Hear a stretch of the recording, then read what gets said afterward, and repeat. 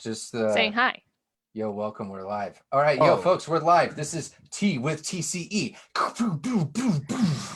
We are Too early for that. Behavior analysis psychology podcast, talking about all sorts of things, human behavior. But we started this thing, a complete ripoff of Gary Vaynerchuk, called Tea with TCE, where we just have some coffee, tea, whatever is in your drink, whether it's spiked or not, and just hang out, have fun, talk behavior, and wherever it goes, it goes.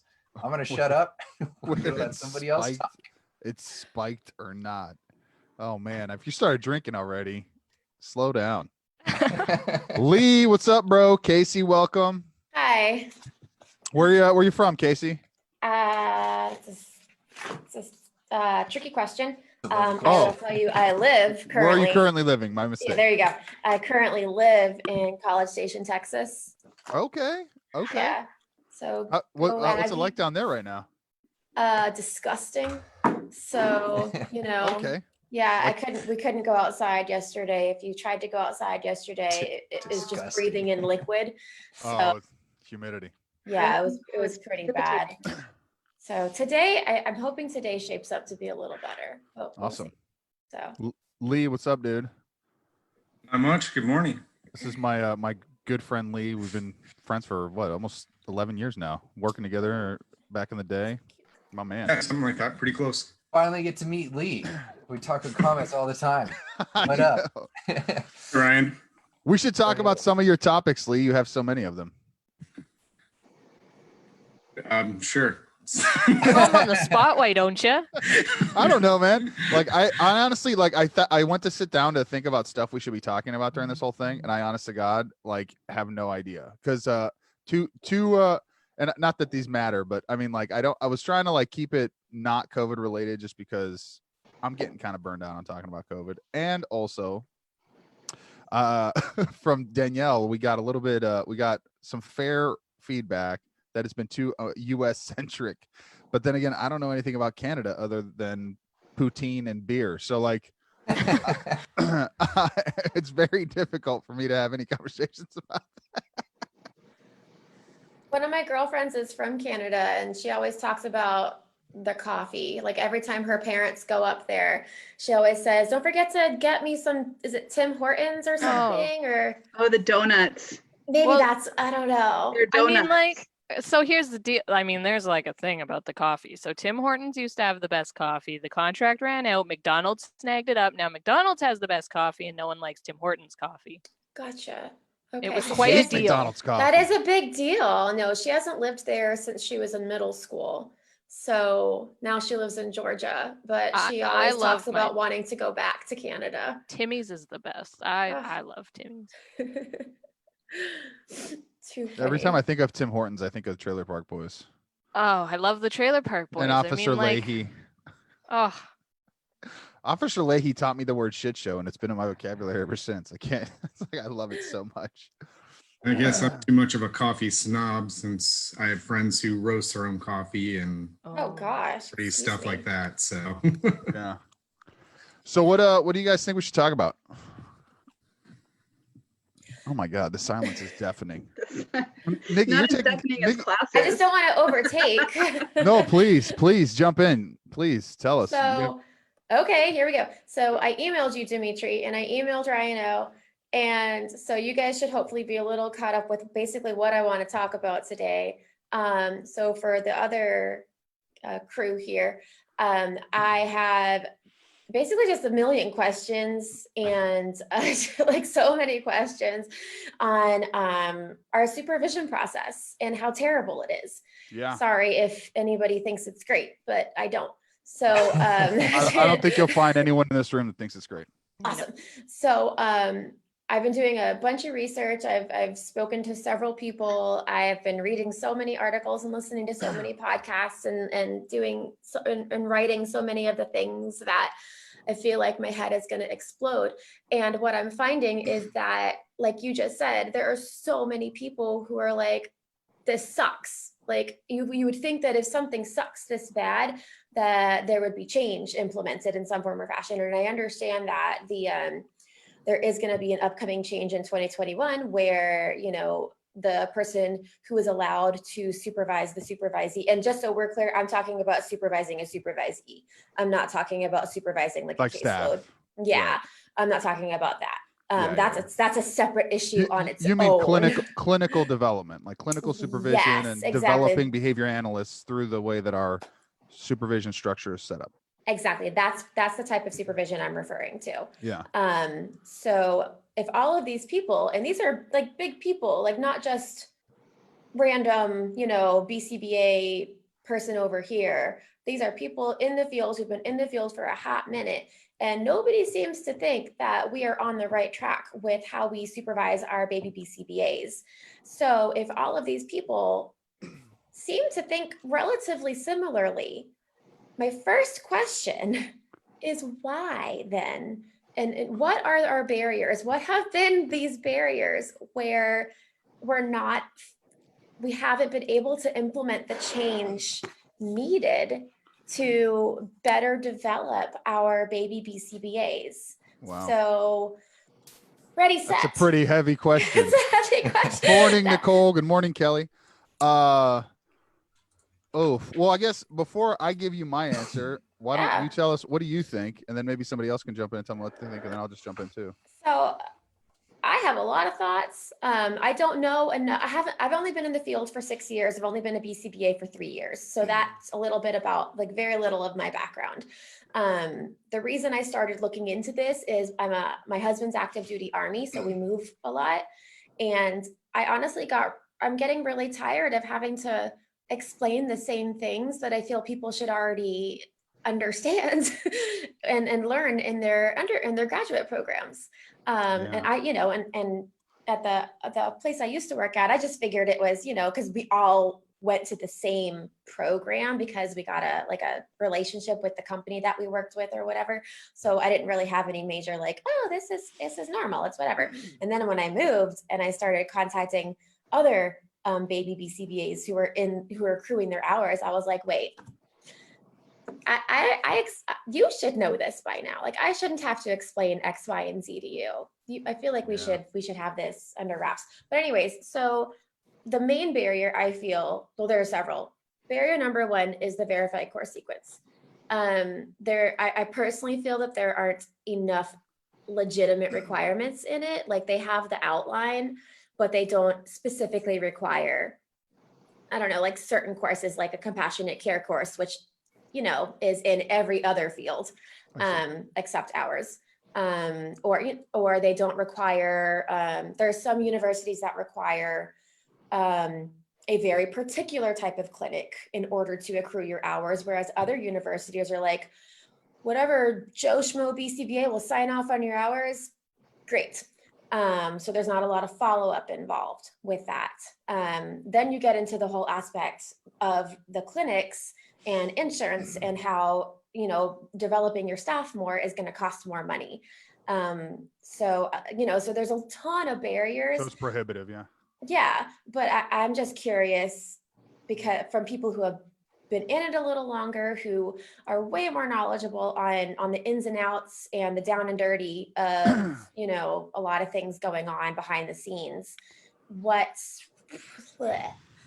Oh man, this is one of those topics that like gets my blood pressure pretty fucking high. Basically, so, like, I don't want to dominate the whole discussion. Anybody, I don't know, Nikki, Lee, Danielle, anybody have any comments or thoughts you guys have on this? Cole, Kelly, feel free to jump in. Attributed so much of the difficulty with decent supervision to getting people working quickly and billing and funding sources. Yeah. And with the boom in the industry, like, that has been the thing, is as a private business to get people working as quickly as possible, whether they're competent or not, so that you can be billing and maintaining business. And so as that part of the business model, I think that that's really not helping our field, and also being so autism centric. Yeah. Okay. So unless we fix the way the funding sources work and things like that, I think we might always struggle with those types of situations. It seems like a big systems issue. Like, yeah, we don't have the contingent. There was an Ed Morris quote that was something to the effect of like, basically like if you don't pay attention to the systems level contingencies, then your culture is going to go down the drain and just disappear in the history books, you know? And it's something that's how I kind of feel is like if we're not focusing on the system level and how to correct these sort of things, then of course they're never going to get fixed. It's just going to kind of create issues like this. So the lack of coordination amongst much of the leadership in our field and like different organizations working together, and with how fast we're growing and with how many people are trying to get their hands on the pot and kind of set these things up between the last 20 years of ABI, APBA, BACB, it just seems like we're not putting the attention into creating the system correctly. And until we like value that enough to try to correct it, it's not going to get corrected. It's just going to keep being an issue. So like as someone that's a supervisee individually, you can rock the game and be amazing, or you could just get by with whatever you need to be able to get some billable hours going from somebody. But like that issue and that, what is that? That just like breadth between that spectrum between those two alternatives is going to maintain there until we focus on correcting the systems level stuff, which is why they're like new requirements, new whatever, like they try to do it that way, but that's not enough. Like we know that we need to work on it in a larger picture. Yeah, I feel like that macro perspective like is cool if you know, yes, if you a bird's eye view makes sense, but I mean it's also paralyzes you because you can't do anything about it. Like what can individual practitioners other than like organize and like start an ABAI, APBA, whatever, like member revolution? Like, I mean, realistically, like what impact can you really have on those organizations in the immediate timeline? I think that's where you see people like my first mentor got in the field in early 2000s and is now deputy CEO in the BACB. She like hopped in and was like, I want to work in that system because I want to be a part of the change. I think that's one alternative. I don't think that's for everybody. And obviously there's a limited number of slots. Like one of the things that I find really interesting is we have some brilliant people in the field, but they're either not motivated to or not welcomed to like solve some of these sort of problems. So people with instructional design skill sets, like true instructional design skill sets, like the Joe Langs, the Janet Twymans, sure, I would be paying them to solve our problems over anybody. Yeah, probably.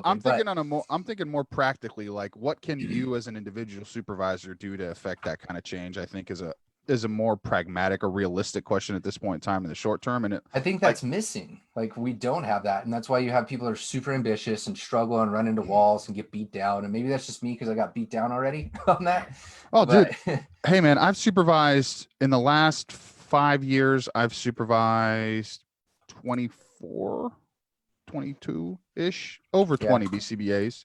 And like, what I would say is that the hardest hurdle for them when they're working with me is that like I don't fuck around, like I don't give them answers. You know what I mean? Like the biggest, like, and that's the agreement that we make out of the gate is that like if you know, I will be here to guide you. I'll be here to give you like information. If you really, really need it, I'll be here to kind of shape your behavior over time. But the responsibility and the onus is on you to do the reading, to sit down and do the work, to do the observations, to take the data, to maybe write some reflections over what you saw, like conduct analysis. Like most of my supervision doesn't even come from the task list, honestly. I really focus more on critical thinking, problem solving, and like the way that we make a deal is this: is that my job is to teach you how to make it, how to like develop a decision-making algorithm for clinical problems. And then your job is to have and build the knowledge base that you can take all those different variables, put into that thing, and spit out a useful result.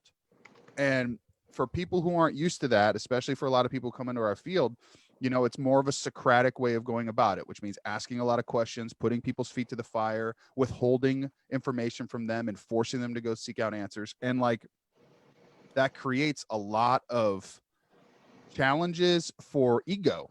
And I think that's part of, I think, another issue. So the finance, I think I agree with Nikki wholeheartedly and you, Ryan, actually, that both systems and finances are absolutely driving the push to just pump people out like it's all one. You know what I mean? Like this is just like an assembly line, and we're like BCBA. It's disgusting. You know, it sucks. But I also think that like that's where the responsibility falls on you to kind of to set your boundaries, your expectations, and also the threshold of acceptance that you have for bullshit. I mean, I think a lot of a lot of shit that I get is that I'm completely intolerant of like that level of poor behavior and poor clinical judgment. Like in a way that some people might find demeaning at times or might find insulting and makes me a little bit prickly in the workplace. But I mean, at some point in time, you know, like you just said, you get real fucking sick of teaching the same 22-year-old face the same basic principles of reinforcement that they went and spent $30,000 to get a graduate degree to know how to do. Yep. So it's like, how many times do you have to repeat the same information that you can get in $100 white book, you know, rather than waste the time of someone who's developed some advanced clinical expertise? So like, I know that seems kind of like a harsh thing, but that's kind of my perspective on it. So to answer your question more directly, my advice is sit down and decide who do you want to work with and how do you want that relationship to evolve, and then use that as a springboard to set the tone and establish the kind of dynamic you want with your supervisees. And I think over time you accumulate people who, number one, start to like it. Because I will say this, like, I have such a close relationship with my supervisees. Like, they are my people, you know, they're my clinical children, you know, like, and I love them. Like, and we still come in contact. I mean, some of them wanted to come work for me even after I left the company, because I mean, like, we developed such a strong bond, and the level of trust that's there, because it's based on absolute honesty, total transparency, and like pushing someone to actually be better just for them, rather than pushing them just to be better so they can produce more and more and more billable time. So I think that's the biggest thing, is that like, you got to learn to make personal deals with people, and it's a difficult path to go. But then also that means that you have to put the time in to be at the level where you can actually support that kind of expectation too, right? So I mean, there's some reflection that's involved in that point, I would say, as well. I don't know. Yeah, That's so I kinda would my say thought. I would absolutely agree with all of that, Dimitri, that, you know, on that micro level, that is exactly what needs to be happening Right. across the people who are basically being entrusted with, Exactly. you know, developing our baby BCBAs, like our I don't know what else to call them. I don't supervisees, those who are accruing the hours. I don't know. But so going back towards what Ryan was discussing, though, is how can we take that frame of thinking, though, and ensure that it's happening across, you know, a wider scale? Because Yeah. I don't trust people to develop the people who are going to be seeing these kids. I'm sorry, I don't. And I told I had a girl that came in, you know, she was about to sit for her exam, and I have a couple other supervisees that I was talking to, and I flat out said that I don't trust you until you prove yourself to me. And they were like, oh, and I was like, no, I know, yeah. I don't. That's What? Great. No, I'm not. Just because you have your master's degree, I don't know where you've been. I don't know what you've seen. I don't know how you think yet. So I'm not going to just be like, oh, you're free to do the things I need you to do. Yeah. So with that being said, how do we get the greater BCBA populace to sit down and say to themselves, yeah, you know what, I need to be thinking about the bigger picture, instead of focusing on, you know, how much billable, how many hours are they getting, you know, I don't have enough time in my day. I just need to sign off on this real fast. Like this. I mean, let me, Like I mean, this. no, I mean, here's the thing. This is why I'm going to say this, is because how many people have openly said the thing that I just said, that are influential in the field and actually matter. Like, what if a guy like Greg Hanley popped on and said, you know why I had to develop PFA, which is basically a dumb person's functional analysis, even though it's outstanding? Yes. Because people are lazy and won't actually do experimental design. You know what, you know, like, why doesn't he, you know, going through those, like, actually saying the thing, like, the truth matters. And like, it's okay to, we just have a lot of pussyfooting, and a lot of people are afraid to hurt people's feelings, to do exactly what you said too. Like, prove yourself, show me what do you know? How do you know it? Like, so I think the first step is just like anything, right? It's kind of like alcoholism or whatever type of recovering from addiction. Sure. The first step to fixing a problem is recognizing that you have one. Admitting you know it. What I mean? And like, I think that starts with having open discussions like this. And yeah, there are ways to do that tactfully, of course, but I think that confronting those things head on and having those conversations, because here's the deal: as long as you're dependent on somebody for a paycheck, which I am, everybody is, like, Yeah. you're gonna have to play some semblance of a game in terms of like what fits within the company's interest versus what fits within your own interests, Yeah. and or the field's interests, and like. You know, you shouldn't martyr yourself and live in a state of poverty or be unemployable just because you want to take a hard stance. However, on the flip side of that, that's where, and Lena in the comment section added a really great point. Yeah. That's where also part of the conversation is maybe distinguishing different ideas or topics with people between like mentorship and supervision, and what the distinction is between those two things, and establishing that as the way, as your threshold, and the way that you build those types of dynamics. Again, going back to it, like a lot of it is about raising people, like it really is. Because the other thing too is that, like, and this is going to sound very old manish of me, like super old manish of me, but I mean, like, how, like, we live in a world where a lot of people aren't necessarily like, I mean, we live in an earthed world, man. I mean, feelings get coddled, and like people don't get told the truth, and like logic is considered confrontational, you know, and like facts are considered harsh, or your opinion, regardless of their anchoring to reality and nature. So I mean, being able to develop somebody is about getting them to buy into you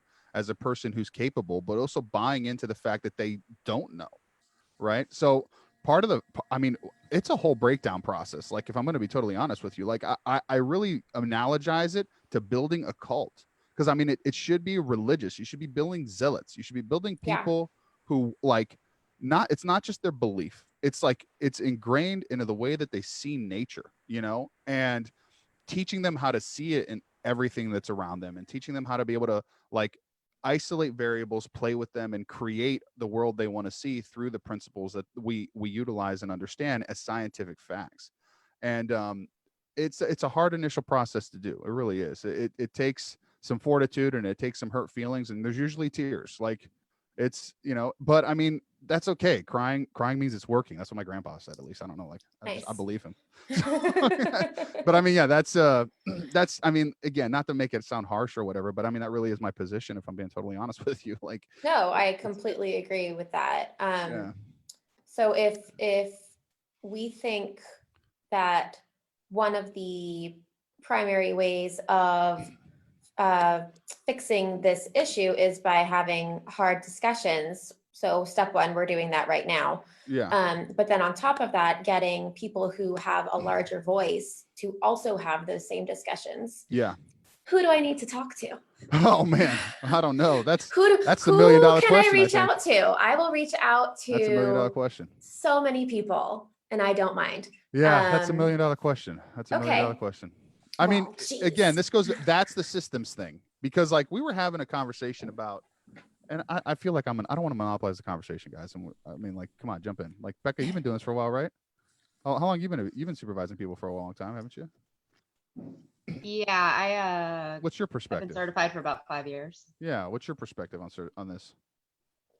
I mean, I didn't hear the initial question because It's just about like my computer was restarting, but supervisees are like mega weak right now, and we're kind of like producing assembly line BCBAs that have grab bag level skills, and like they're real resistant to doing good work, basically. yeah, it's So the big question, the overall question is, how can we fix this at And then how do we either an fix it? individual, or my preference would be the System. systems level? How can we Yeah. fix this? Well, and my brain goes to the broader contingencies. Can you- I go to the environment of the organizations that are running things for us, Mhm.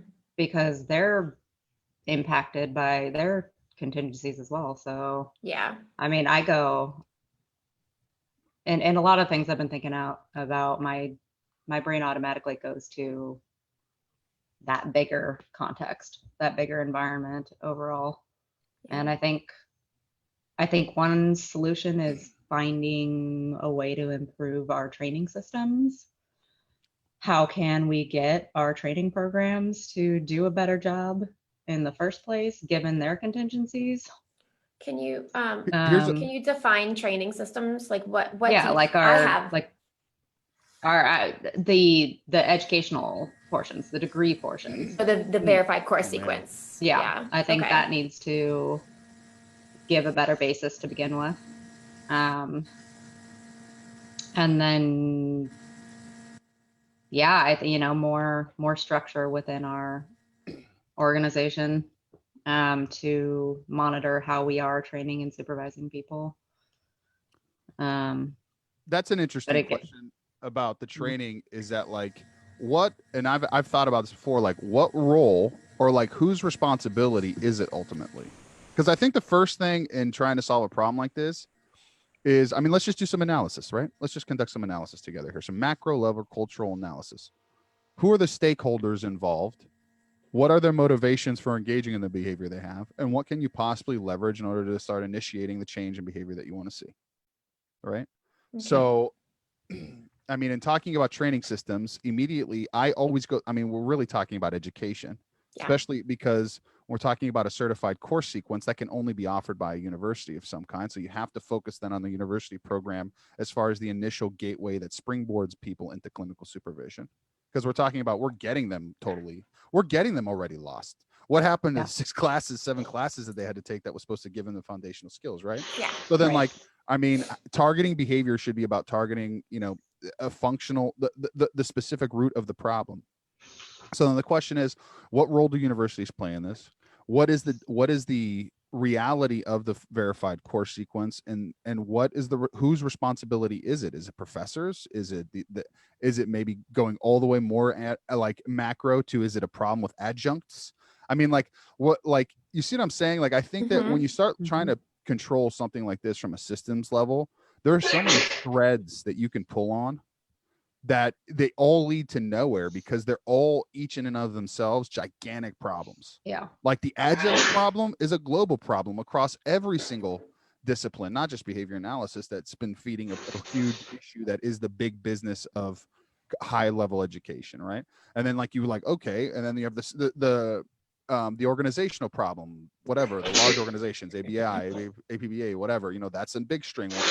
I mean, those are humongous systems that are completely immune to even a handful of people as far as giving a shit about what they think, because they're already big business and they don't have to change.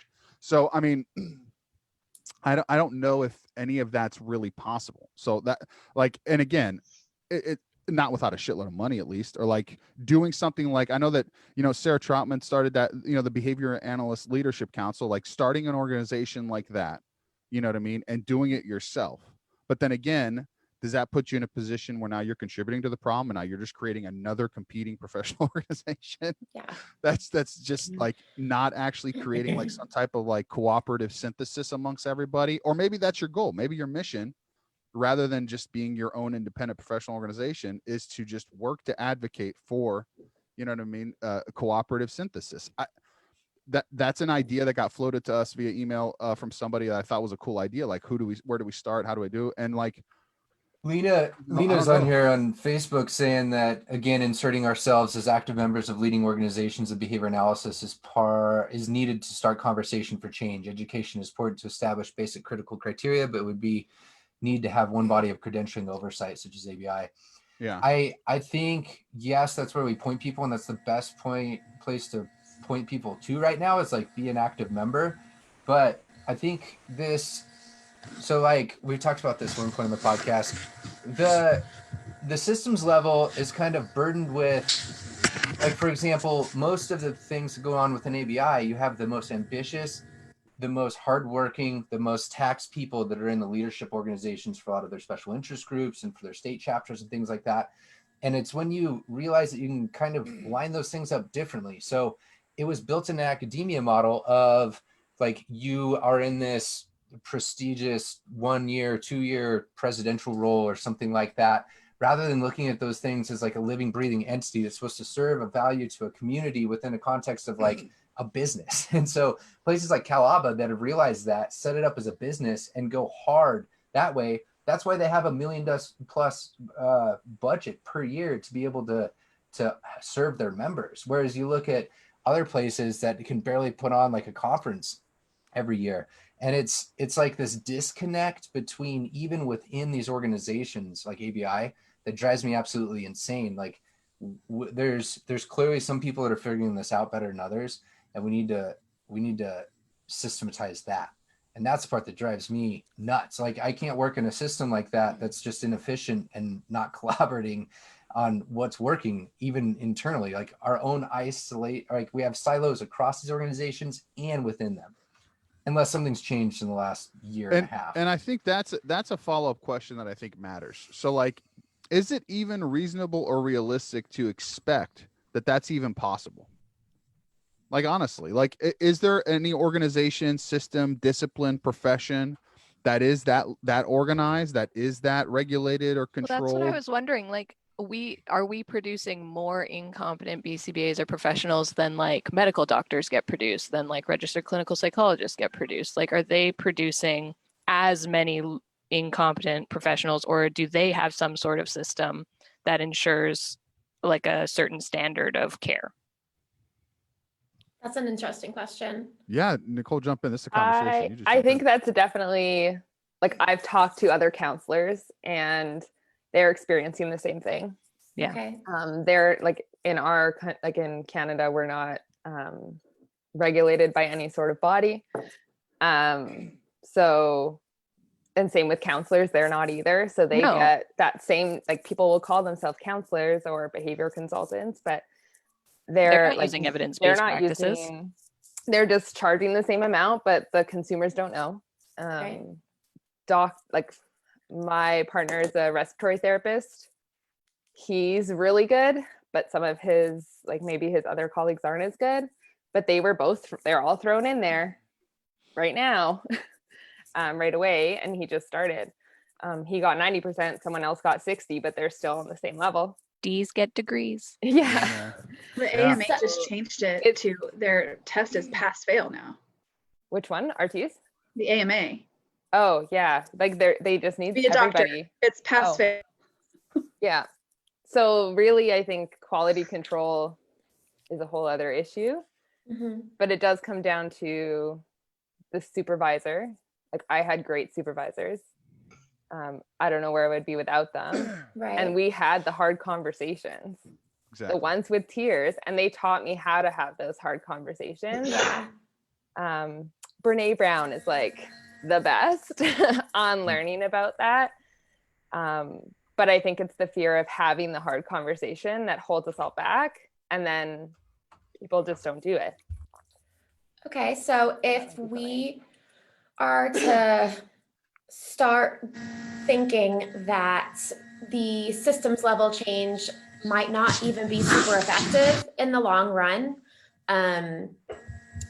because like you said, other professions are experiencing something similar, then how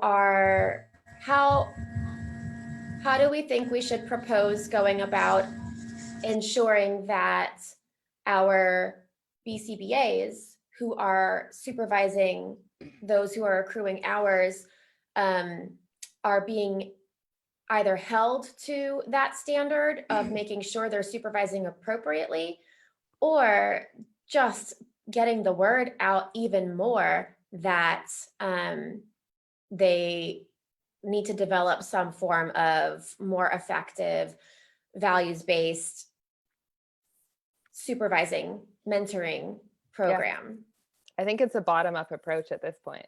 Okay. And then modeling it and talking about it and coming into these rooms and just explaining different ways that have worked for you. Because I would supervise differently based on the way that I was supervised. So now I've learned how to supervise, and that was effective for me. And then I can take things that I might change and then continue to develop a new model as the world shifts. Right? For me, like Lena was saying, why don't we look to other places like the Association of Speech, what is it, ASHA, and other places. And I think that's a good conversation too. Like all these people, all these different professionals may be struggling in different ways or similar ways, but like looking at the medical model, there's probably ways in which we can implement some change that would structure this a little bit better to help people out. Like the idea of a residency would actually do really well. I think it would wreck everybody's how they're used to going Yeah. about getting into the field, and it would piss everybody off. But in a sense, I treated my career, and I was guided through my mentors to treat your career like you need to have these different residencies in a way with Mhm. different places, working with different populations, Yeah. so you can figure out what you like to do, develop these different skill sets. And that's built, like, we know how horrible, long, crazy that is for people in the medical field. But I can't see us not heading that direction in the next like 5 to 10 years with like some sort of subspecializations because of all these demands. I mean, there's an elephant in the room though when it comes to this, and that's that BCBAs don't make medical doctor money. So like to have somebody go on a personal professional development journey on top of whatever tens of thousands of dollars they have to spend on their education and take a vow of poverty for 5 or 6 years to acquire a particular disciplinary specialization seems like it's going to really limit who can do that. And your region depends too. But Like that's- I'm not that's going to a- go down to the US and learn about the insurance systems and then come back up here and try to implement something that matches the funding level that they get. And there's This not is- necessarily enough organizations in Canada to get that residential experience. And I'll give you a This is what personal. happened I'll in give you a APA personal though. example, Ryan. I'll give you a personal example. Okay, one of my best friends from high school. Okay, we're still very good friends. We literally played Risk through Zoom last week. Okay, he is a neurosurgeon. All right, so he's a brain surgeon, literally. Okay, he makes over $500,000 a year. Now, granted, it took him 12 years to become a neurosurgeon, and it took him residencies and whatever. But I mean, like. And he's on call and all other shit. And we got in a massive argument because it's like, okay, yes, what you do exists in this category that, you know, we as a society think is like for uber brilliant people, et cetera, et cetera. But I mean, for all intents and purposes, I mean, it's taken 10 years of getting the shit kicked out of me and like doing all the hard work to acquire advanced skill set that's very similar to that, but the overarching payoff is not there. And even that would have been impossible for me had I not been able to have an income the entire time. Yeah. So then, like when we're talking about, you know, it just doesn't seem like there's a reasonable cost benefit there to go down the route that you're suggesting. Because, like, No, I mean, like, again, if BCBA start making $500,000 a year, I'm like, fuck yes, I'm there. But I'll take a 3-year break. My wife can work. Like, we're cool. We'll figure it out, and then we'll flip over to whatever model you're talking about. The reality is, though, we're kind of all going to be within a particular range unless we put up our shingle somewhere and open up our own business and our own practice in some capacity. I'm mainly basing that off of looking at like the APA and how they've essentially locked it into doctorate only and like focused on controlling that more and more over time. Yeah, I can't and see behavior analysts ignoring that because we're heading in that exact same direction, Yeah. just with a different philosophy. sure. And I think that would give us more legitimacy to compete with psychologists, just in general, at least again, not that, and I can only speak from a US perspective. You're saying Canada's completely unregulated, but I mean, like in terms of like how we're valued at a licensure level in comparison to psychologists is significantly lower. Now, granted, that kind of varies from state to state, but for the most part, what we're able to do, at least permissibly, like diagnostics, you know, just all the various types of things that you can do, I think is because so many of us are master's level practitioners and not doctor level practitioners. But again, Well, like that's hard. That's expensive. Yeah. Well, and what you were saying before, Dimitri, is kind of what I was talking or referring more to about the broader contingencies is how do we make it recognizable that our field is valuable and that resources should be put towards our services.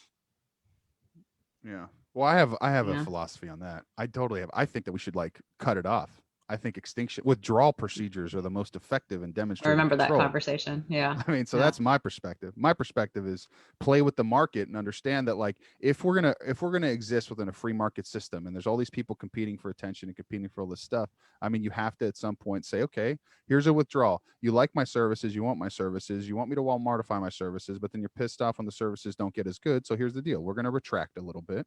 And in order for you to contact our services, it's going to cost this much, and we're going to limit the amount of clients until you're ready to start to play games with us. Like at some point, everything is a negotiation, right? Like if we're going to devolve everything into like dynamics and the social dynamics of that kind of thing, like you have to at some point exert your own control over your circumstances and situations and limit things. So, in my opinion, if it was like ideally doing what's best for the field, I would put a kibosh on how many certificates are coming out right now. I would put a kibosh on how many people are permitted to get services. I would put a hard line limit on how big caseloads can be. And I would let the lines start piling up out the door so that the demand starts to escalate to such a point where, number one, you can demand a higher rate, right? Because why does my friend who's a neurosurgeon demand over $500,000 a year? Because there's like 1,200 of them in the world. Okay. So, and he only has to do he doesn't only has to, he does 200 surgeries a year. I mean, whatever. Like, but right now we're printing them off, you know what I mean? And that's what happens when you have a high supply and a high demand. It's just like, you're going for volume instead of going for quality. And like, I would want to flip us into a luxury product rather than fucking selling Pintos or, you know, piece of shit. I don't know, not to insult anybody who's driving a certain kind of car, but like, I don't know, like versus a Lamborghini or whatever. Like, which one do you want to be? Do you want to be a Rolls or do you want to be a Ford? Like do you want to be a fucking Cavalier? Like, that's your choice, you know? And I definitely think that that's such a great concept. It was, I think it was probably something that you may have said that I listened to on one of the TCE podcasts a little bit ago, was that people are so afraid to say no to a client. They're so afraid to have a wait list. They're so afraid to, you know, to lose services for somebody that they're more willing to accept mediocrity than to just be like, no, we need to develop this a little bit more so that we can ensure that we're providing you the best services possible. So anyways, yeah. No, I mean, that's what, I mean, who isn't that what doctors do? I mean, like, Yeah. and that's the thing, like, I feel like I've thought about, and maybe I need to like give my doctor the benefit of the doubt, but like, I've walked out of the doctor's office so many times just so fucking irritated with my conversation with my doctor. I'm just like, that fucking dick. Like, you're so patronizing. But I mean, hope he's like, not watching. I hope he is. I got you, Alex. I'll say his name too. I got you, Dr. Sai. But anyway, like, like, I mean, the thing is that like, in reality, the fact that I even come in with an opinion on what treatment I should have, or like it's kind of preposterous if you really think about it. And that's another thing that has to do with, and again, back to like how all these, you can't separate the molar, the macro from, you know what I mean? The micro view of things, like they're interconnected. Is that like the other interests are the client interests as well. And, you know, Lena said in the chat, you know, fear plays a big role, but fear doesn't just play a role on our part as the professional. Fear and control plays a big part on the part of the client too. So then that has to do with like, how can you establish a skill set to be persuadable and to be understandable and to be the kind of professional where someone wants to surrender to the process that you are offering to them so that you can actually be effective for them. Because I mean, how many BCBAs are writing bullshit behavior plans just because someone said, I want a behavior plan because the internet, Autism Speaks told me I need a behavior plan. So write me a behavior plan. Well, you might not need a behavior plan. You might just need a visual schedule and to tell your kid no occasionally, you know, on a differential variable rate. Like maybe you don't need a formal intervention for that. Maybe you just need certain types of like techniques and understanding of what's happening and just gentle prods and pushes to get where you want to go. But how many people break down and do it? How many people let OTs come in and say, oh, hey, you know what? You should put this weighted vest on this kid while he's doing his letter sounds or whatever the fuck, because, you know, this has to do with his proprioceptive sensory, whatever, kinesiological, whatever made up fucking word they're using today.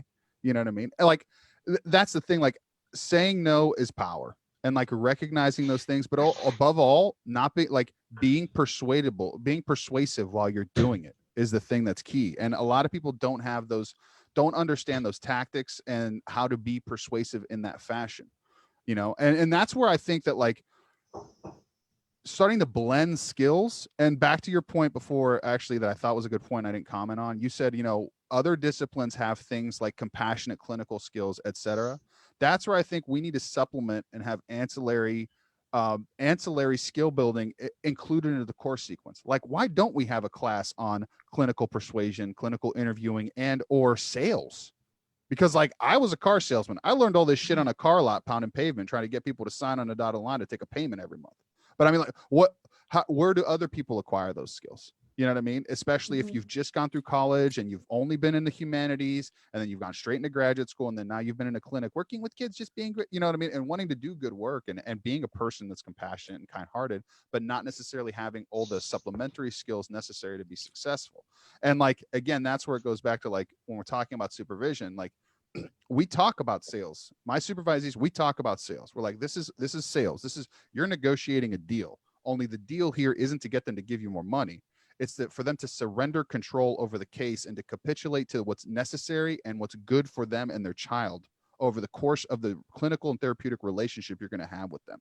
So like, it may feel a little manipulative at times, whatever, but there's conversational techniques that you can use to push people and nudge them into the direction they should be going, so that they can actually start doing good for themselves, right? Because a lot of the time BCBAs live under this illusion that like we can control people in such a way that they should just listen to us because we're right. And that's not how it is. People have to surrender that to you. They have to buy into the process. They have to want to make the change, and they have to want they need to believe in you to do that.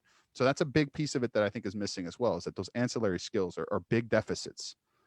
Just to add a little commentary to that. Sorry, I went on a total fucking rant on that. I told you, this one gets me fucking livid.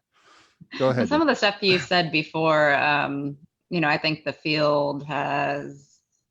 the practitioners in the field have been in this balance of, we need to make ourselves relevant, and we are compassionate, and we do care. And so there hasn't been enough services. So the demand has been high on the part of the parents looking for services for their children, that sort of thing.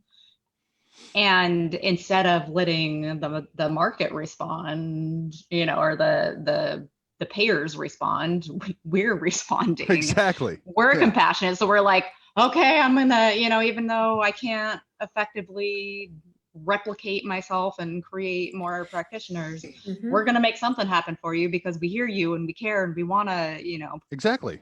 Totally, dude. For you. So my advice is climb off the cross. I mean, honest to God, like, stop being a martyr about it. Like, have a hard line of what you're willing to do, and that's that. And know that that's not being dispassionate. Because I mean, I'm incredibly passionate about my people. Like you just know your boundaries. And I know my boundaries and what's realistic and what's reasonable, and also know when it's going to work. Like if you're sitting down with somebody and, like, let's just say you take some of the extreme cases that I take a lot of the time. It's like, if we have a kid that's harming themselves, they're destroying their home, their parents are held hostage by the fear. And again, they're held hostage by the fear of the ramifications of what's going to happen. If we're going to definitely exclaim it in a compassionate fashion, like, that's a totally legitimate position to be in. But I mean, like, what am I doing for them if I can't get them to buy into the process and participate in it? I'm not doing shit. I'm just becoming a social worker. I'm becoming a case manager. Then I'm just like mitigating and linking resources and just saying, oh yeah, that's really hard, I'm here for you. Well, I mean, that does nobody any good. Like, if your job is to enact behavior change, then you should expect and engage in the act of enacting behavior change.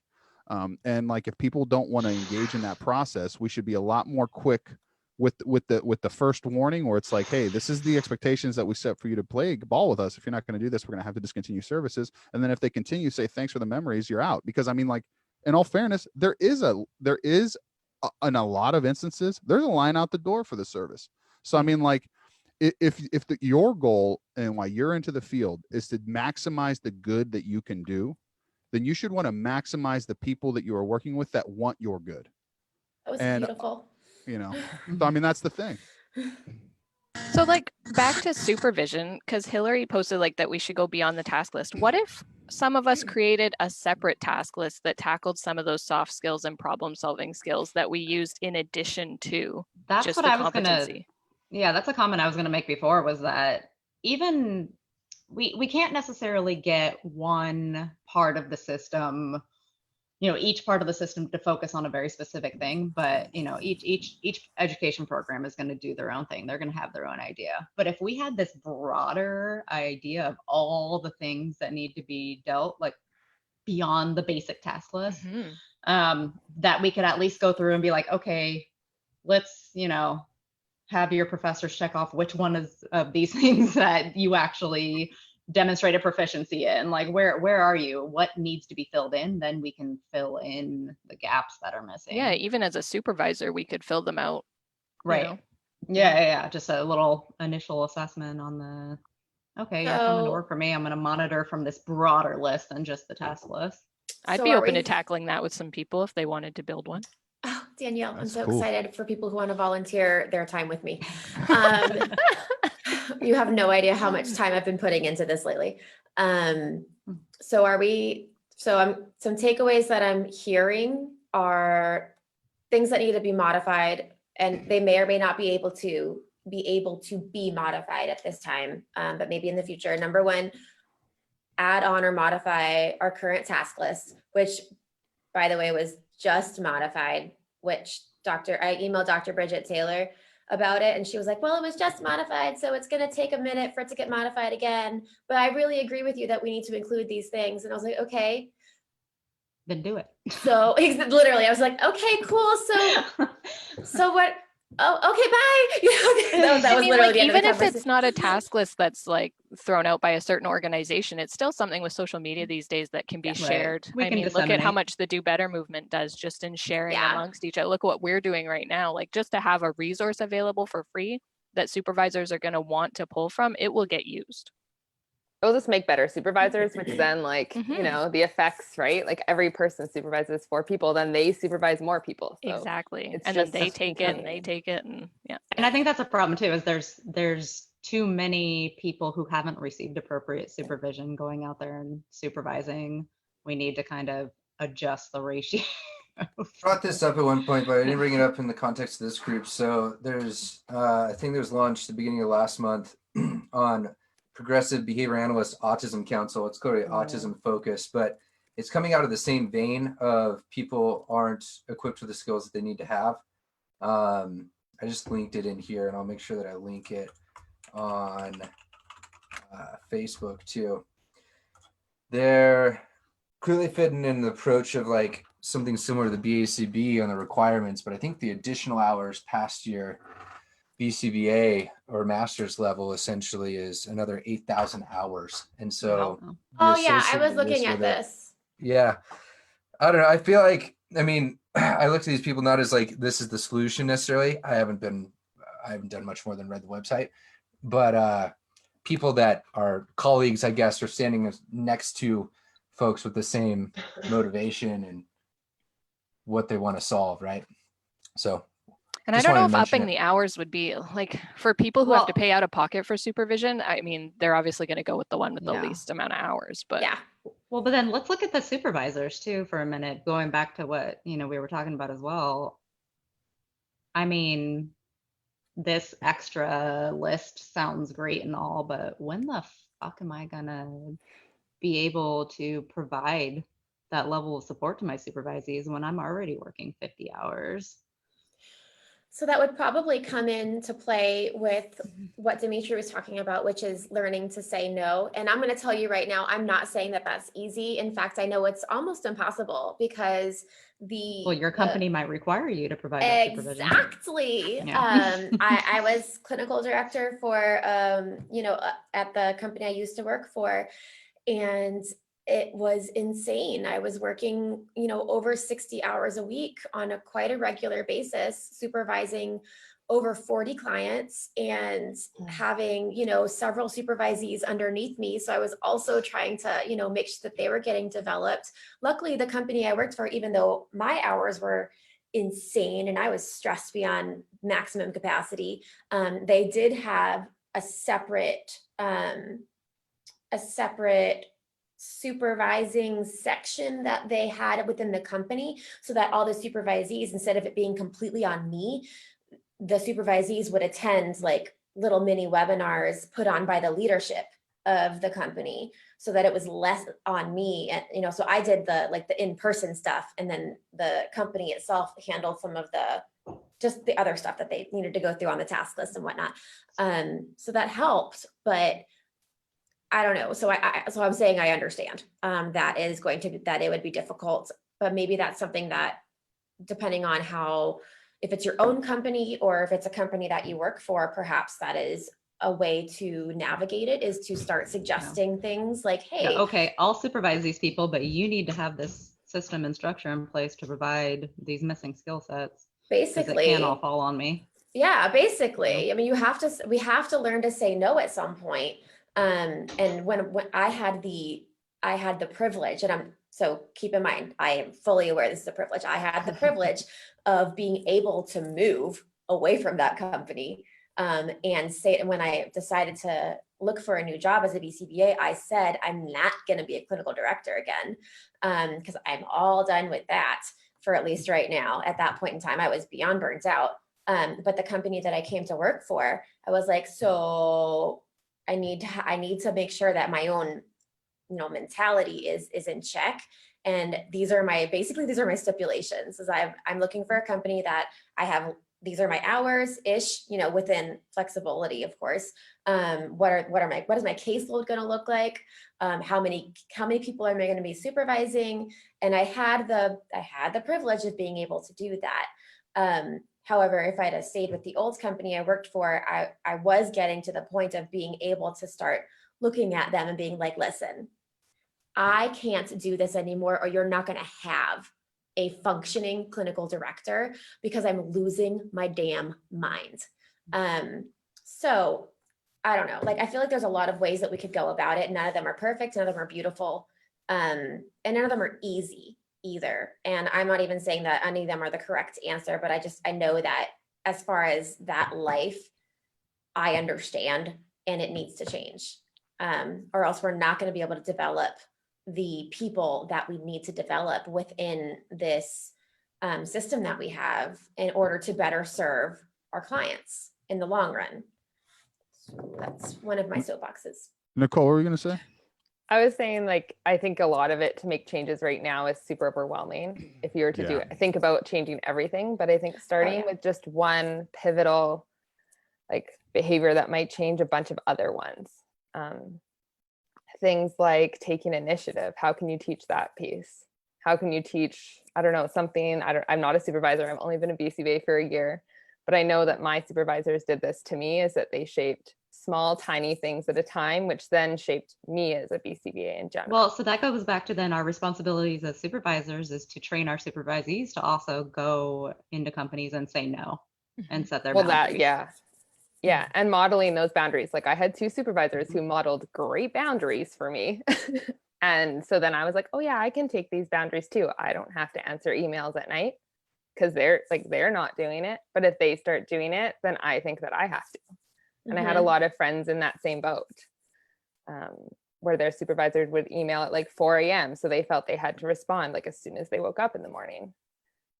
And that's exhausting. So I do think just those tiny changes at a time really help. I think, Casey, your point on burnout is real. No, you're good. No, you have another point? I'm so sorry. I was reading Lena's comment read now. Read it. It said, wouldn't it be great to create a supervisory council, an independent organization solely focused on supervising and mentoring other organizations? And I am in love with this concept. Again, nobody said it's easy. Nobody said it's going to happen overnight. I'm just saying I love the concept. Continue. So, Dimitri, do you think that based on what we're going through currently, that you, for example, with your business and such, are at that precipice where you can be like, I'm in control because I'm not we've in control. withdrawn. I work for somebody, just to be clear. Yeah, but anyway, Right, but we've withdrawn, so we have the opportunity to, monitor and gatekeep who's going to get back in when things return to normal. Yeah, I mean, to drive that demand and shape our field to be better. That would be awesome. I mean, the thing is not to make this, but actually this COVID is a perfect analogy for this. I mean, if only half of the people stay at home, everybody still gets the virus. So, I mean, it would require a coordinated effort that I'm not sure people are necessarily capable or willing to participate in for it to actually work and be effective. I think it can only work based on your ability to establish reputation, create, produce results, and create a constituency of people who advocate for your services because they do see you as a cut above the rest and they benefited from it. And that I think the only way to do that is through time. I think the other thing too is just getting comfortable with like, I don't know, man. I don't know, man. This is where we start getting into real controversial territory. So I gotta be real. I mean, like spreading the love financially, I think matters too. You know, I mean, if an insurance company or is paying out $140 an hour, you know what I mean? People have overhead expenses, of course, and that kind of thing. But I mean, someone's making money doing this. There's a reason private equity is involved in what we do. So I mean, like, having a more equitable distribution of the way that the funding happens and occurs over time would make it possible to have smaller caseloads. The reason people bump up the caseloads is because they have to bump up the revenue. I mean, it's not because they necessarily want to, even the demand is not. So somehow figuring out a situation where you can negotiate for that, I think matters significantly too. And I don't know how if a lot of people are in the position to do that, or if they even understand or know that, because I mean, how many people really understand the way funders operate and the way that the contracts work and that kind of thing? Not a lot. I think that one of the biggest turnarounds that I had for me about 4 or 5 years ago. And again, Casey, I'm gonna parrot what you said. Being a clinic director is like the best and worst job at the same time ever. Yeah. You know, because you deal with all the shit, but you also get to kind of, you know, be the master of ceremonies a little bit and play kind of the so that's pretty cool. I don't know, man. It's really hard. Burnout is real. All of it's real. Limited resources are real.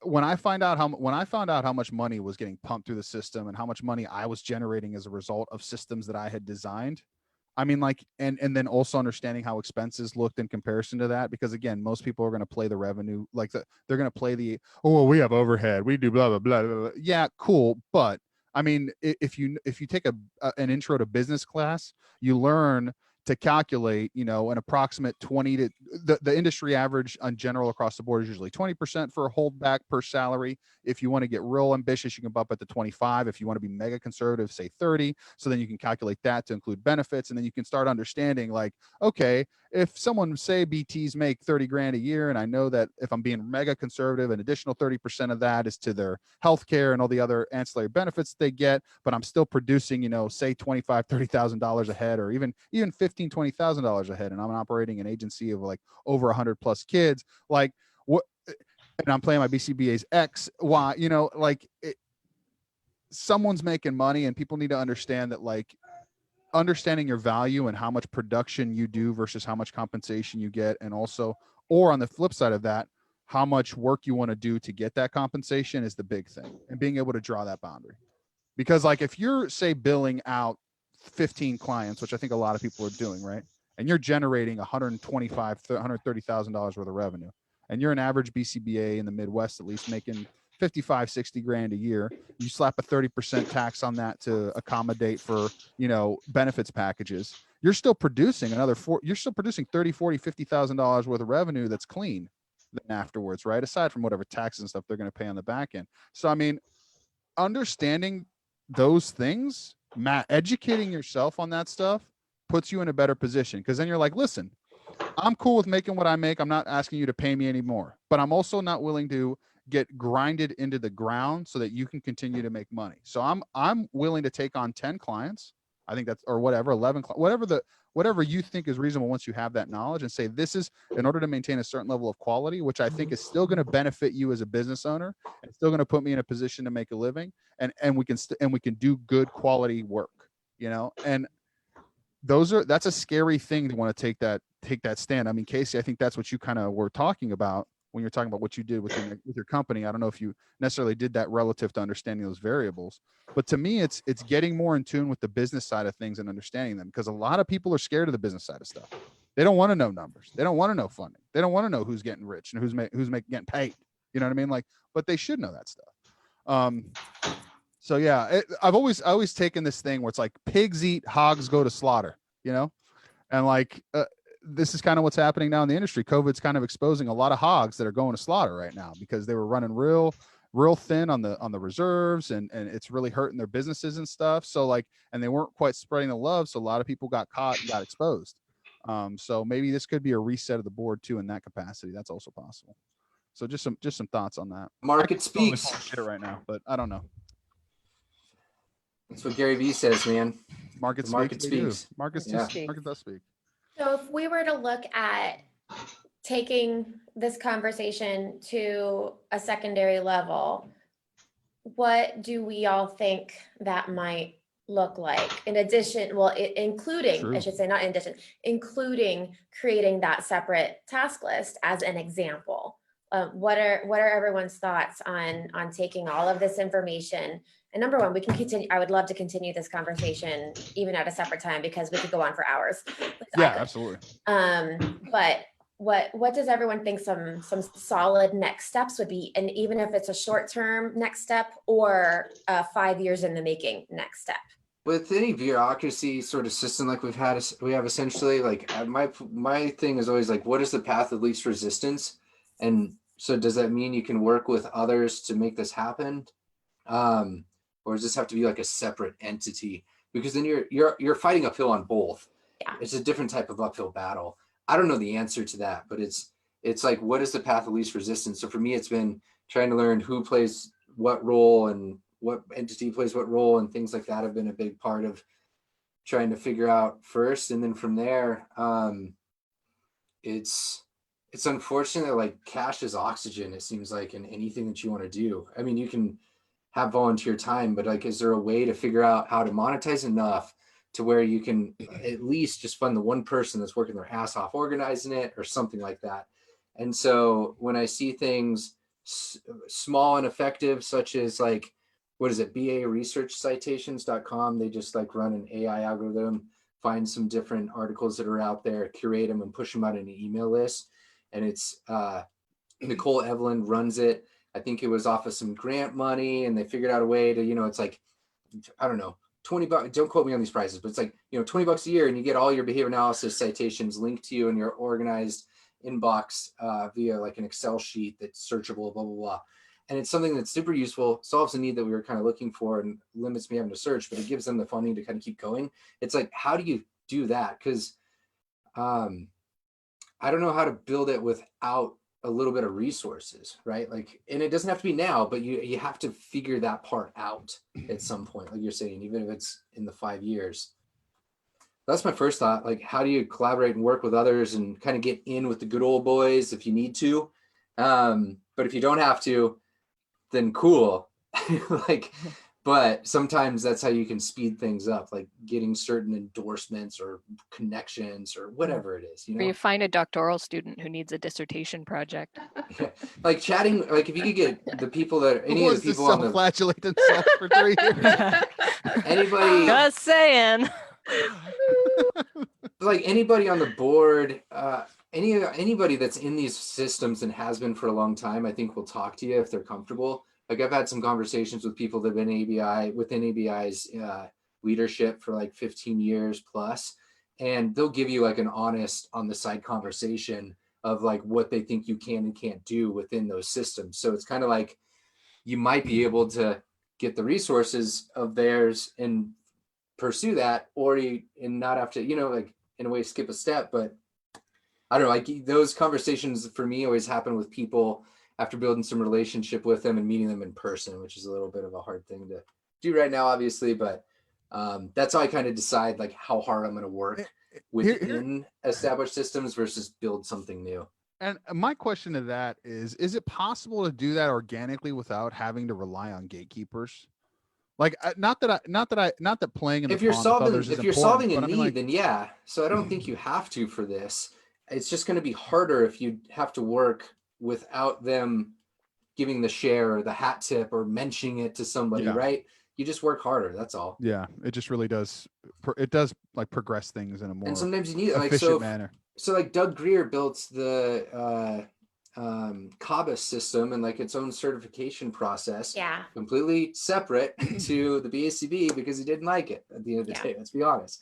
And you don't see the BACB ever pointing to it and talking about it. And so that's my idea of like, he had to build it in a separate vertical, and mainly because it's different, but it's an education environment, but still like you don't see that back and forth publicly ever with those people. So I think that's the sacrifice that you make, Dimitri. But I don't know. Yeah. This podcast and other things that I've done are examples that like you can carve out something. It's just what does it potentially sacrifice if it's not within somebody else's systems? Like the BACB probably has the most downloads of any podcast that's out there, but that's because they are controlling all of those email addresses, right? That's probably what it is. So it's like that. Like those are the sort of resources you potentially get as a result of being close to those people. Not that you need them. Yeah. Wow. That was What a conversation. damn. I did not That's good. expect to have this conversation today. This is great. Yay. Yeah, Casey, thank you. Yeah. We thank you for sometimes there's contributing to the topic. conversations where it's just like, holy cow, this is a huge topic. I have no Mhm. clue how to like even reply on an email or message about this. So. Yeah, no, this is great. No, I appreciate it for sure. I genuinely want to keep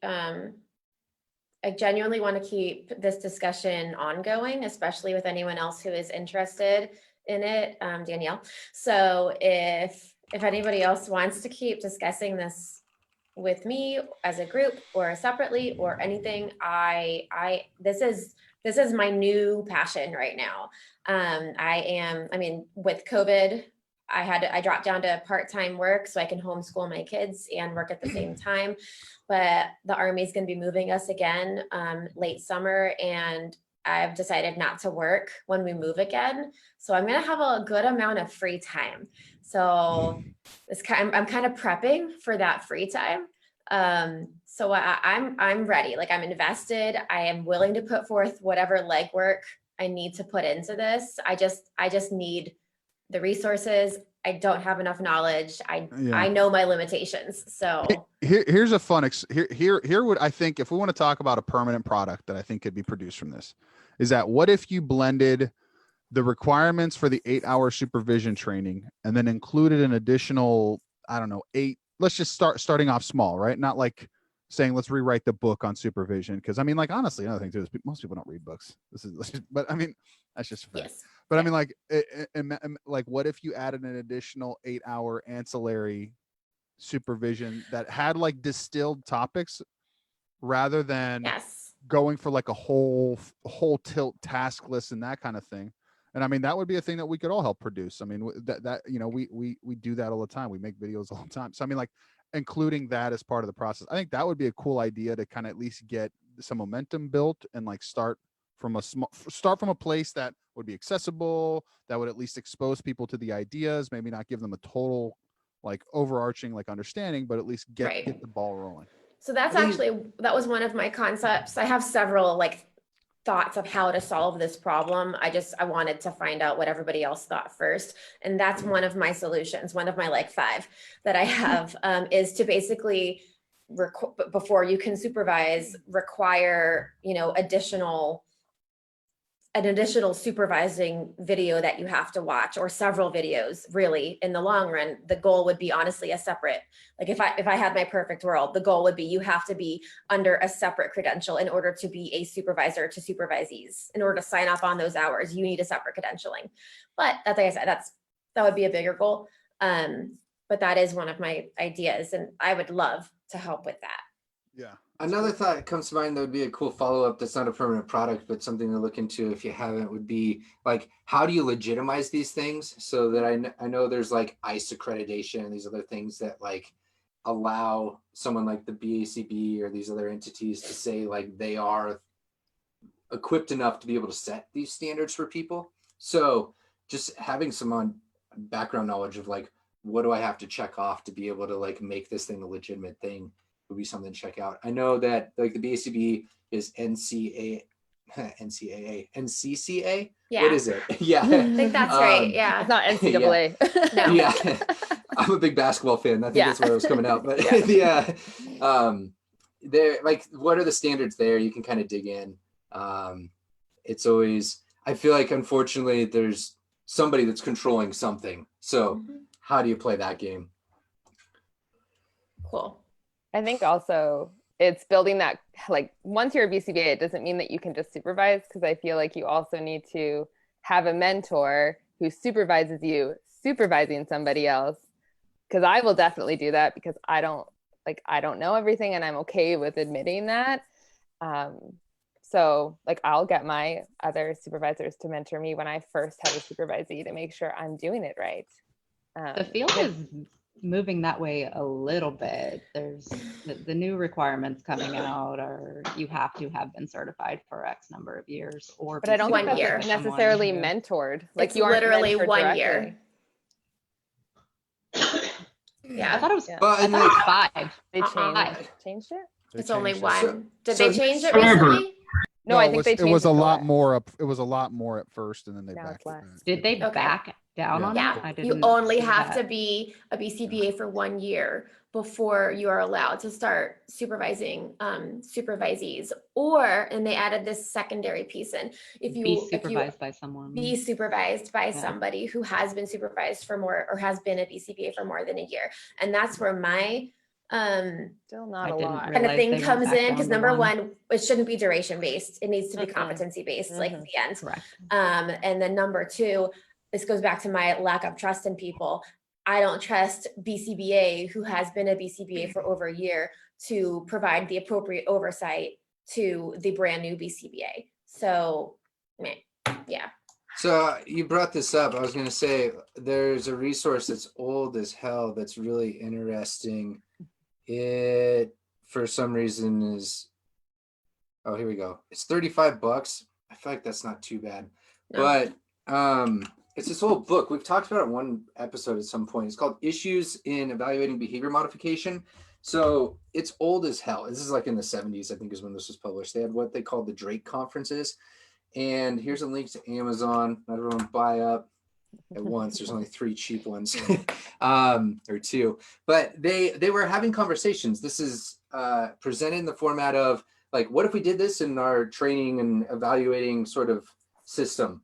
And then someone would critique the paper. So usually it's like these conferences used to be like, here we present a paper that I'm going to put in for publication potentially, and then someone else critiques it. So like it's like if you had a presentation, then a rebuttal or another perspective. And so it kind of goes through a series of different topics. One of them we talked about on the podcast at one point was certifying procedures, not people. So can you competently produce the procedure outcomes rather than, you know, you getting your certification? There's a lot of reasons why people say that you can't do this. I think they're full of shit, honestly. And I think it's just a lot harder and you can do it.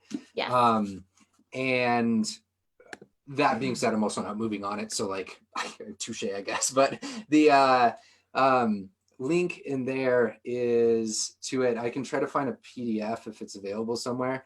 Like I said, it's so relevant, but still going to be old. So like you're going to find some chapters that are probably like straight on point and you get sad because they're so on point and like have good ideas they were never executed on. Then others you're gonna be like, yeah, this isn't an issue anymore because things have changed so much. Right. But definitely check that out. Cool. Awesome sauce. The price, oh, by the way, it says $971 for a paperback. That's just because Sounds good. Amazon's algorithms fight each other and it builds up these used prices. So they'll have like people put in there like I want to be paid 50 cents more than the other competitors. And then they fight each other up. And then eventually Amazon catches it and resets them. So you shouldn't be paying more than $30 for this book. That's up. And there's a couple for used that are around that price. Nice. Good to know. Yeah, I would love to pick up on a conversation sometime around that if you're interested on like why we didn't listen to building up procedures and like competency-based systems essentially. Almost guarantee you it has to do with money, but We saw Gilbert, we saw others around the same time talking about these. We've seen systems developed off of them. Like a lot of the OBM stuff works because they're focusing on these things, right? But it wasn't valued. It wasn't selected for whatever reason. Marvelous. Marvelous. Marvelous. Is that where we're at? I love yeah. it. Good wrap Uh, up. Great Great. start. This Thank is you a great start. guys so much for engaging in this conversation with me. I really appreciate everyone's insight. And like I said, I'm very willing and ready to continue this conversation at any point. Yeah. So- I'm down to help too. So I mean, this has been a thing that's been this has been one of my mission statements for a while too. So I'm with you on that. Can Sounds people awesome. willing to help email TCE, Ryan? Yes, please. Yeah, I will forward it along though. So Yes. I Yes, hit no, critical please. mass sometimes. So Forward it. just a Anybody heads wants up, to jump that'll in. be I'm so silly. Wait, Look, would you like to know the wonder of technology? There it goes. There we go. That's my yes. email. If you're interested in this. Casey.gerhard@gmail.com. Oh my gosh, please. Please help me. All right, sweet. Be a part of the movement. Yes. The struggle is real. That is a fact. I can share thoughts. I can't accept any more work at the moment, but I No, can please don't. definitely, and I can try to funnel anyone that's interested. So if I hear someone that's has a pain point in supervision process, I'm just going to start sharing your email as an auto reply. Ready, set. Here we go. Cool. Thanks, Very y'all. cool. This is fun. We'll figure out like when our schedules line up again. We're probably doing 1 or 2 a week. I'm guessing these sort of things. They're fun. We're enjoying them. I like Oh yeah. I have like an insane week this week, and then it's super chill, but that won't hold me back from these. Like they're also a nice escape from reality. I don't know if you all feel the same, but like, Oh, this I'm is so much in fun. furlough, so I have time. So I feel a little more human after these. So thank you. We should hit some of your topics, Lee. sure. Mr. Controversy avoidance. I can be at Lee times. Lee And you know me. is the human equivalent of Sulin. What are they? Let's maybe leave people hanging with that. Like, what are some of your topics? And then the next time we'll pick one up. I don't have them offhand. But I mean, where I was going to get at with this conversation is exactly what I posted is everybody in this field. We have eight of us on here, 9 of us on here. We've had different examples of our own supervision of when we became BAs.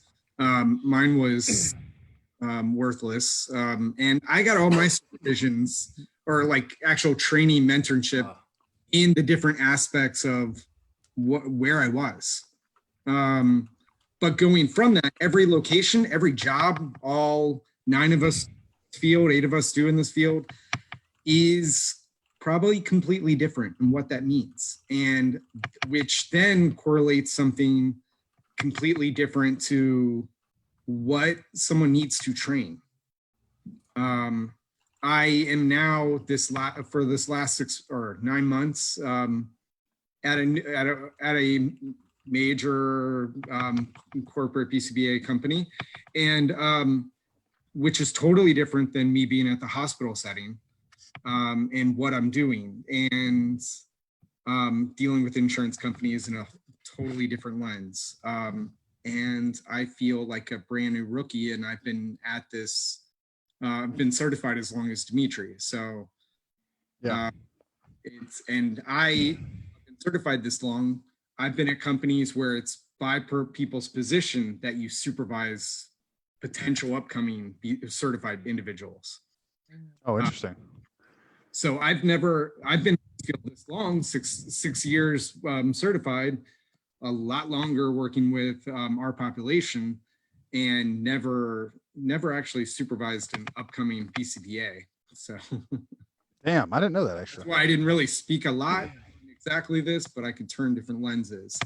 But upcoming conversations is, especially in where I'm at now, it's made me think totally different on this idea of medical model, as well as we're here to, with that idea of medical model, work on that diagnosis of autism rather being a behavior analyst, where I'm here to focus on the skills a kid needs, not necessarily his diagnosis, and relating those symptoms related to that diagnosis. Medical necessity and the medical model and diagnostics influencing practice. First and most of you think of all the famous assessments that we do out there, anywhere from VB-MAP to ABLS, AFLS, GEEK. It's not necessarily based on the diagnosis as it is skills. It's a skills assessment. Yeah. Dude, that is literally a 4-hour. That's a totally different. Well, Exactly. Yeah. I have Same bat time, same bat Yes, channel. and Another session. playing for these that one. things later. Yeah. These are things that's going on in my head since I've changed companies and versus Yeah. being at a hospital and working on crisis behavior. We should totally do one on that. Talk about assessment tools and medical diagnoses and medical necessity and skill development. Yes, we'll do that. and All what right. this means in our current climate, and et cetera. Oh et cetera. man. All right. Like, share, subscribe. Adios. Thank you. Good job. Such No, a for great real, that's social good. media. Or Hey man, I'm pushing this shit. I'm like doing it. Like I'm You're I'm cranking doing the it, dude. Ryan O'Donnell. I'm You're doing my cranking it best out, dude. Ryan O'Donnell. Well, and More, thanks to more, all who are more. listening. Hold on, wait. Let me do it properly. There you go. There you go. All right, listen, like, share, subscribe. Shit is fire. Pow, pow, pow. Follow. You have to follow. Follow Follow. the works, all of it. Share into your Things stories. below. I want The to see call to everything. action. Yes. Always a good CTA. All right. All right, Thank you. y'all. It's been fun. We'll post the next one as soon as possible. All right. Bye bye. Uh,